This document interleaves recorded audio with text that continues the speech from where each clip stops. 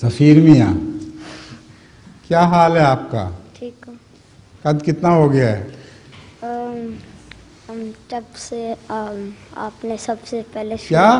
جب آپ نے پہلے دوائی دی تھی وہ 13 انچ پر رہا۔ 13 انچ بہت بڑا ہو گیا، حیرت انگیز ہے۔ اب سائی صاحب جتنا ہونا ہے تم نے۔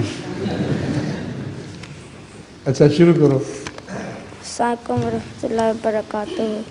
جو میرا سوال ہے یہ کہ ہم ہاتھ اٹھا کے دعا کیوں کرتے ہیں؟ تم کس طرح دعا کرنا چاہتے ہو؟